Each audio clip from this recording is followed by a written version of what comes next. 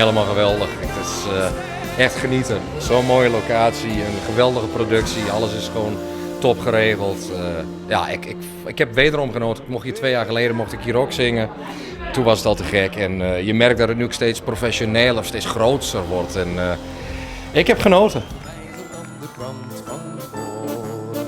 Zo voor je zorgen, kleine man.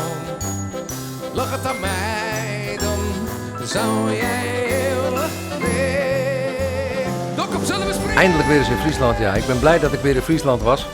En ik vond het waanzinnig mooi. Echt heel goed en heel goed georganiseerd. Dus dit is iets daar mag Dokkum trots op zijn.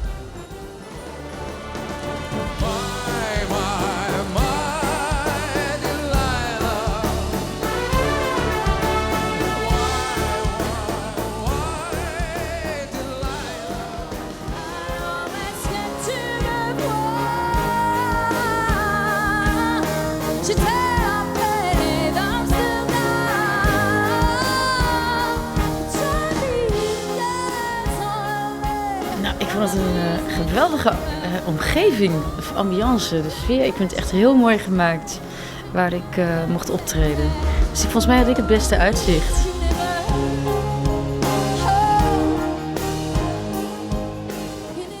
Ik ben zeiknat. Het was waanzinnig. Ik had dit niet verwacht. Een onwijs goed orkest. De jongens spelen echt fantastisch. Ja, en dan die bootjes voor. Het lijkt de Sail wel. Het is echt niet te geloven. Wat een mooie sfeer als je op dat podium staat. En je ziet al die mensen uit hun dak gaan, ondanks dat ze in de drijfnatte regen staan. Dat Dokkum is te gek.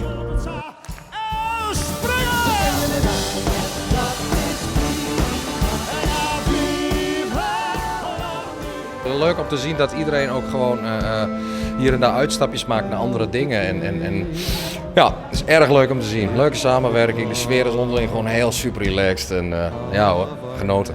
Ik heb wel ervaring met orkesten, maar deze kende ik toevallig helemaal niet. Ik kende Djoeke nog niet. Ik kende de meeste mensen ook nog niet die in het orkest zaten. Dat vond ik heel leuk, ik vond ze heel goed. Maar ik hoorde het ook van de backing vocals. Die gingen ook helemaal uit hun dak. Maar ja, het is gewoon, ondanks de regen is het gewoon echt. Het is zo mooi als je op dat podium staat. En dan dat grote orkest achter je. Ja, het is een droom. Ik heb vaak met een groot orkest gespeeld. Maar ik moet zeggen, dit is toch wel... ja, ze weten wel wat ze doen. Dus wel respect heb ik er wel voor.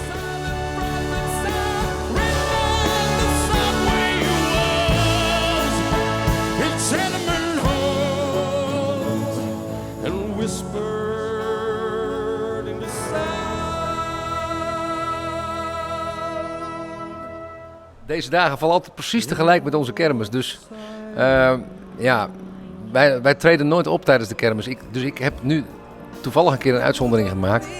En ik ga het morgen zeggen tegen Nick en Simon en tegen Jan Smit. Maar ik vrees toch dat die dat niet gaan doen.